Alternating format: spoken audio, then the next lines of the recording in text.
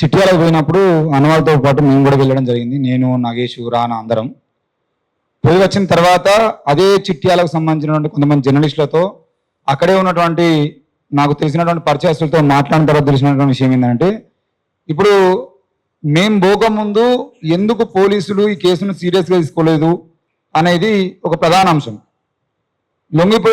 లొంగిపోయేటువంటి పరిస్థితులు మేము పోకముందు కేవలం పెళ్లిళ్లకు పోవడము, ఫంక్షన్లకు పోవడం ద్వారా ఒక కేసులో, అట్రాసిటీ కేసులో ఉన్నటువంటి A1గా ఉన్నటువంటి మధువంశీ కృష్ణారావును మీరు పట్టుకోలేకపోయిరా?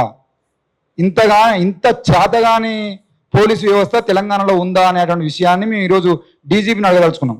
ఒక దళిత జర్నలిస్ట్ మీద, మాదిగ కులానికి సంబంధించినటువంటి జర్నలిస్ట్ మీద కులం పేరుతో దాడి చేసి లకారాలతో తిడుతూ ఆయన పిల్లం అంటే ఆమె అడ్డుకుంటా ఉంటే ఆమె గొంతు నులిమి ఈయనను కొట్టేటువంటి ప్రయత్నం చేస్తే ఆ A1ని అరెస్ట్ చేయడానికి ఫంక్షన్కు పోతే పట్టుకోలేనటువంటి పరిస్థితిలో తెలంగాణ పోలీసులు ఉన్నందుకు సిగ్గుపడతా ఉన్నాం. ఈరోజు తెలంగాణలో ఉన్నటువంటి డిజిటల్ మీడియా జర్నలిస్టులకు సంబంధించిన విషయంలో ఏనాడు ఈ సోకాల్డ్ మీడియా అని చెప్పబడుతున్నటువంటి ప్రధాన మీడియాలు, అక్రిడేషన్ జర్నలిస్టులు ఎవరు మాట్లాడలేకపోయినా ఈరోజు ఒక అక్రిడేషన్ జర్నలిస్ట్ మీద దాడి జరిగితే డిజిటల్ మీడియాగా ఈరోజు ఆయనకు అండగా నిలబడి పోరాటం చేస్తున్నటువంటి మా అన్నలందరికీ ఉద్యమ వందనాలు తెలియజేస్తా ఉన్నాం. ఇక మేము మాట్లాడుతున్నటువంటి క్రమంలో ఈరోజు ఇదే మధువంశీ కృష్ణారావు లొంగిపోతున్నటువంటి క్రమంలో మాట్లాడినటువంటి మాటలు, ఒకసారి చిట్యాలకు చెందినటువంటి విలేకరి దంపతులు నిరాధారమైనటువంటి ఆరోపణలు చేసినాడు అంటున్నారు. నిరాధారమైనటువంటి ఆరోపణలు చేస్తే వారం రోజుల పాటు నువ్వు ఎక్కడ పడుకున్నావు అని అడుగుతున్నా. అదే రోజు నువ్వు కోర్టు పోవాల్సింది కదా, అదే రోజు డిఎస్పీ ముందుకు వచ్చి అసలు నేను అక్కడ పాల్గొనలేదని చెప్పేసి చెప్పాల్సింది కదా. మరి అదే రోజు ఈ దాడికి గురైనటువంటి వ్యక్తి ఆసుపత్రిలో ఉంటే నీకు సంబంధించిన ఒక బినామీని అక్కడికి పంపించి కేసు వెనక్కి తీసుకో, లేకపోతే నేను చంపుతానని బెదిరించేటువంటి పరిస్థితి ఎందుకు వచ్చింది? నువ్వు అక్కడ లేవు కదా. 5 లక్షల రూపాయలు ఇస్తా, ఇక నీకు అంతకన్నా ఇంకా మేము చేసేది ఏమున్నది అంటే, ఒక మాదిగ జర్నలిస్టు 5 లక్షలు తీసుకొని కేసు వాపసు తీసుకొని ఇంట్లో పడ్డానా?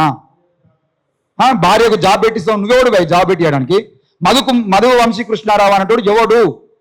నేను జాబ్ పెట్టిస్తా అని హామీ ఇవ్వడానికి ఎవడు అని అడుగుతున్నాం. ఈరోజు కొందరు నకిలీ మేధావులు, నకిలీ జర్నలిస్టులు నాపై ఆరోపణలు చేయడం నన్ను బాధించింది. నాకు జర్నలిస్టులు అంటే అపారమైన గౌరవం ఉంది. ఏం అపారమైన గౌరవం? నీకు అంత గౌరవం ఉంటే నువ్వు ప్రెస్ మీట్ పెట్టి నీ మీద వచ్చిన ఆరోపణలకు మాట్లాడాల్సింది.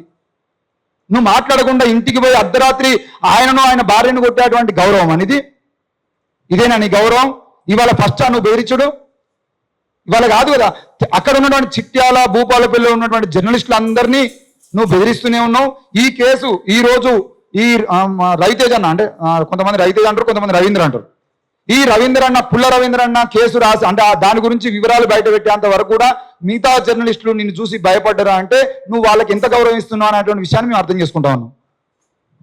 ఇక ఏంటిది, గ్రామాల్లో జరిగే చిన్న చిన్న తగాదాలకు, ఘర్షణలకు కులము, రాజకీయ రంగు పులిమి పప్పం కడుపుకున్నాట. కులం లేకపోతే నువ్వు మాదిగోళ అని ఎట్లా తిట్టినావు? ఏం డామాలా?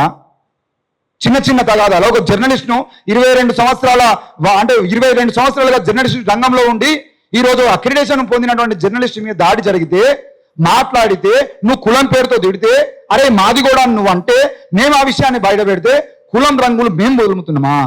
మేము నకిలీ మేధావులం, మేము నకిలీ జర్నలిస్టులమా? ఎవడు పులిమిండు?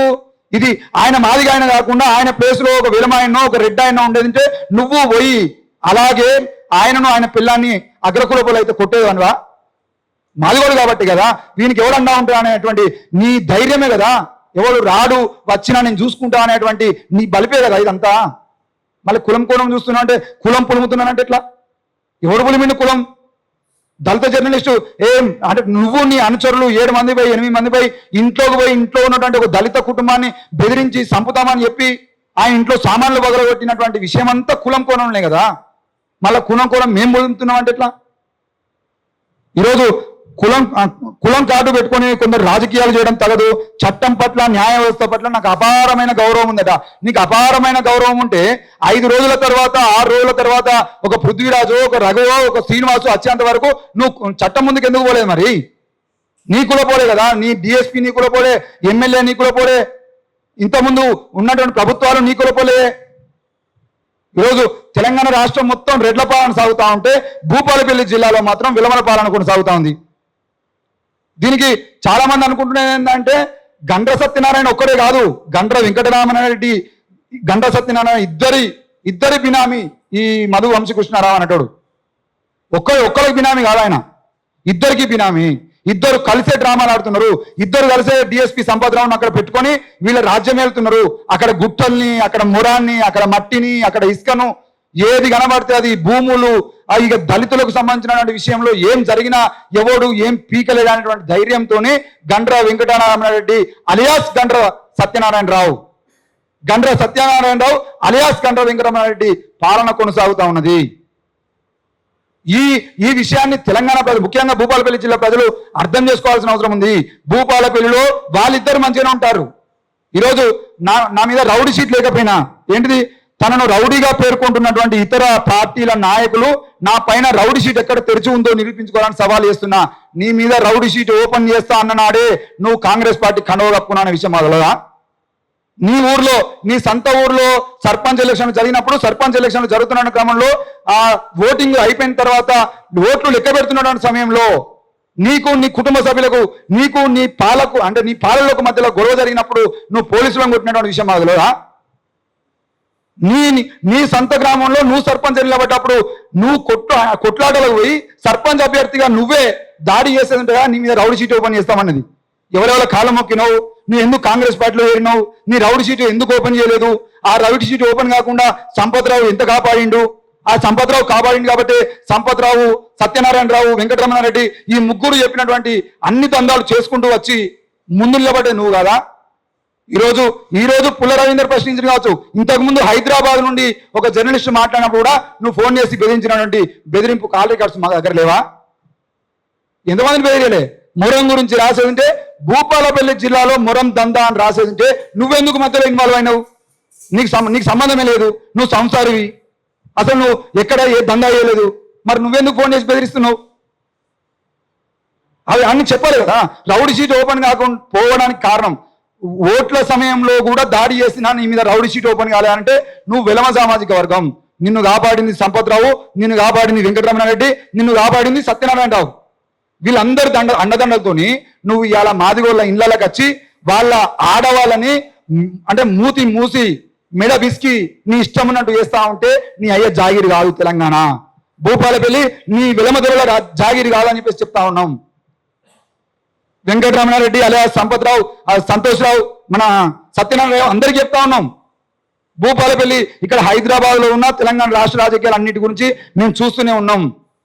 ఈరోజు తెలంగాణ రాష్ట్రంలో బరిదెగించి రెడ్లు విలమలు తెలంగాణ బీసీ బిడ్డల మీద, దళిత బిడ్డల మీద దాడులు చేస్తా ఉంటే చూస్తూ ఊరుకోవాల్సినటువంటి అవసరం మాకు లేదు. మేము ఛానల్ నడుపుతున్నదే ఈ బహుజనుల కోసం, మేము ఛానల్ పెట్టిందే ఎస్సీ ఎస్టీ బీసీల హక్కులను నిలబెట్టడం కోసం, మెజారిటీ ప్రజల వైపు నిలబడడం కోసం, తెలంగాణ ఆత్మగౌరవం కోసం, ఆనాడు అమరులైనటువంటి అమరవీరుల ఆశయాలను సాధించడం కోసం అనే విషయాన్ని మళ్ళీ చెప్తా ఉన్నాం. నకిలీ మేధావులు, నకిలీ జర్నలిస్ట్ అని ఎవడు పడితే వాడే ఎట్లా పడితే అట్లా మాట్లాడితే చూస్తూ ఊరుకునేది లేదు. ఈరోజు ఎందుకు లొంగిపోయినావు నువ్వు? నేను రాకపోతే నీ లొంగుబాటు జరిగేనా? ఎంతమందిని బెదిరియలే నువ్వు? నీ దగ్గరికి ఇదే భూపాలపల్లి జిల్లాలో చిట్యాల మండలానికి వచ్చినటువంటి గవర్నమెంట్ ఆఫీసరు ఆడవాళ్ళని లొంగపరుచుకొని వాళ్ళ జీవితాలను నాశనం చేసేటువంటి కుట్రలు చేసినటువంటి వ్యక్తి మధు వంశీకృష్ణారావు. మా దగ్గర ఆధారాలు ఉన్నాయి. ఎంతమంది అధికారుల జీవితాలను నాశనం చేయడం కోసం నువ్వు ప్రయత్నం చేయలేదు? ఏం తెలియకుండా భూపాలపల్లి రాజకీయాలు మాకు తెలియవు, ఏదో హైదరాబాద్ నచ్చిరు, ఏదో మాట్లాడిపోతారు బిడ్డ, అన్నీ తెలుసు. ఇంకా నువ్వు వీడియోలు చేసి లొంగుబాటుకు ముందు సంపత్రావు గారు రాసిన స్క్రిప్ట్ చదివి నువ్వేదో చేద్దాం అనుకుంటే చూస్తూ ఊరుకునేటువంటి ప్రసక్తి లేదు. వ్యక్తిగత పనుల మీదనట ఈయన బయటికి పోయినట. ఆ బయటకు పోయాల్సిన తర్వాత చూసరికి ఇంత పెద్ద ఇష్యూ అయిందట. 4 రోజులు 5 రోజులు ఫోన్ స్విచ్ ఆఫ్ పెట్టుకోమేనా నువ్వు? మేము వచ్చుంటారో నీకు తెలిసిందా? ప్రతిపక్ష పార్టీలు కొందరు బలహీనమైనటువంటి వ్యక్తులు ఎన్ని కుతంత్రాలు చేసినా, ఎన్ని కుట్రలు చేసినా ఆయన ఏం చేయలేరట. నీ వెనకాల సంపత్రావు, ఈ సత్యనారాయణరావు, ఈ వెంకటరమణారావు వీళ్ళందరూ ఉన్నారనే ధైర్యమా? మరి ఈరోజు ఆ ధైర్యం అంతా ఎక్కడ పోయింది? ఎందుకు డిఎస్పీ ఆయన పోస్టింగ్ పోయింది? ఎందుకు ఈరోజు మీ మీద నువ్వు లొంగిపోవాల్సిన పరిస్థితి వచ్చింది? అన్ని ఈ ధైర్యాలు, ఈ తోకలు, ఈ బలుపులు అన్ని కత్తిరించడం కోసం కూడా తెలంగాణలో కొన్ని గొంతులు నిలబడుతూనే ఉంటాయి. ఇక్కడ ఈ గొంతులతో పాటు రేపొద్దున మరిన్ని గొంతులు తయారైతాయి. దయచేసి భూపాలపల్లి ప్రజలు కూడా చెప్తా ఉన్నాం, మీరు ధైర్యాన్ని కోల్పోకండి.